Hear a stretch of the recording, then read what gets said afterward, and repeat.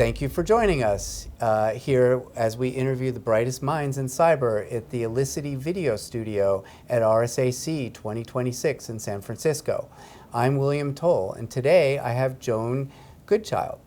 And she's a cybersecurity journalist, well-known and respected across CISO and dark reading and beyond.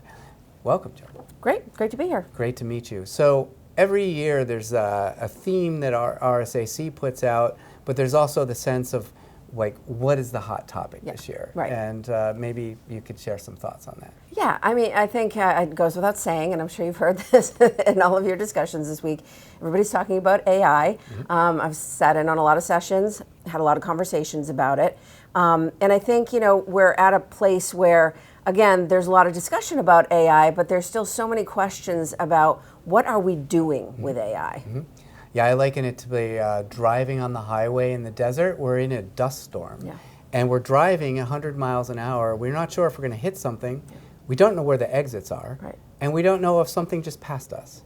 There's companies launching that are already out of date. Right.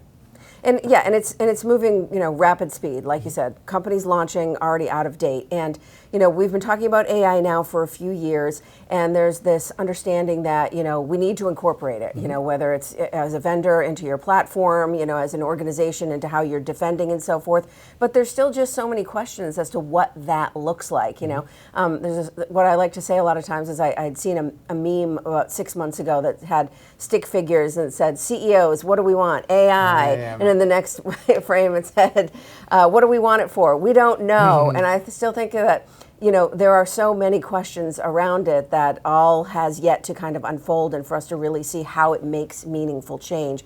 And then the other point I would add to that too is one panel I sat in on talked about AI agents. Are we in a place now where you really feel comfortable kind of ceding control without the human? We talk a lot in this industry about the human layer and how that always needs to be part of it. But, agents kind of up-level that concern too. So where are you at in terms of what environments you're comfortable allowing AI agents to just kind of go and do a lot of the work that humans were previously involved in? And that's still a lot of questions to be answered around that. Sure, and if we empathize for a moment with the CISOs that are going to the board, and the board is saying, so is it secure? Right.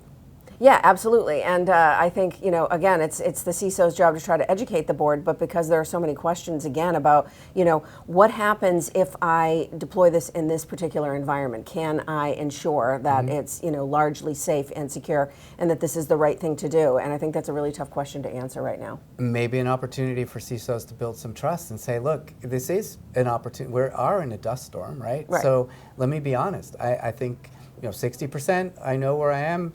9%, some compensating controls. The rest, we have a plan, but we're not sure. Yeah, absolutely. And I think that the CISOs can have those conversations and then back it up with action and incorporating it into strategy and demonstrate meaningful results and ROI from it are the ones that are going to be the leaders in the space that we're going to be hearing from in a year or two at this event who are going to be talking about that. That's what I was about to ask.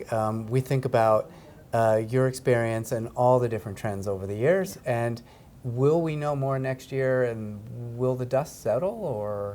I think it's a really interesting, question also to pose, again, because things are moving so quickly. It's really hard to predict kind of where things will go. I think, again, the visionary leaders who can figure out ways to incorporate the technology and do it in ways that can demonstrate ROI are the ones that are really going to be capturing attention in a few years. But, it's interesting that you ask that, because when I was sitting in again on another panel event, I was listening to one of the participants ask the question about, do people really care about cyber? And so what does that mean exactly? Who's showing up with the wherewithal and the budget and the strategy? We say that we care about cyber, but sometimes it's hard for organizations and security leaders to really get the board and executive buy-in on the things that they want. That isn't the big flashy thing. And so, how do you kind of demonstrate that you truly do care about cyber in an organization? Clearly they'd worry about cyber if something happened.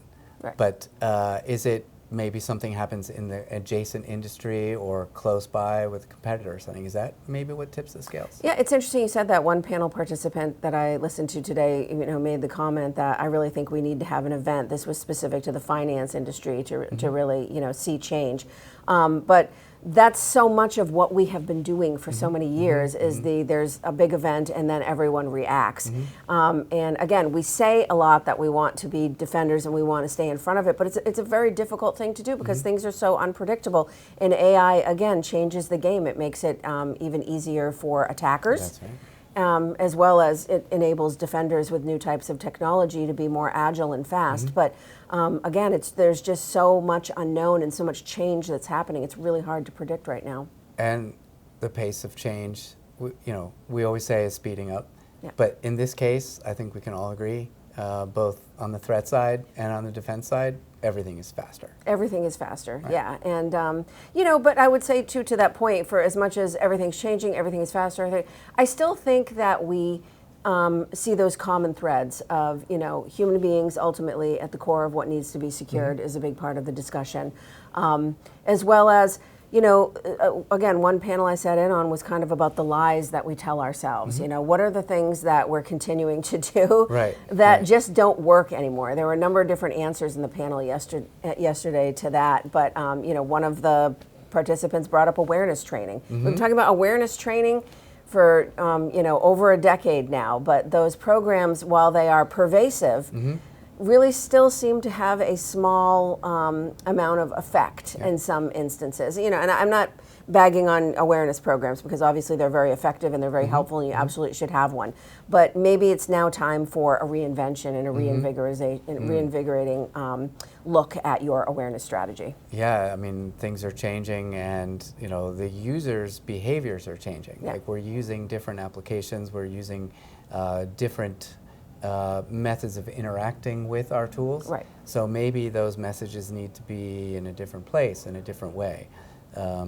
And there's a lot of work to be done, and I'm super excited about RSAC this year and next year and how it all pans out. Yep, it'll be great to see. So it was a pleasure being here. All right, thank you, Joan. All right. All right.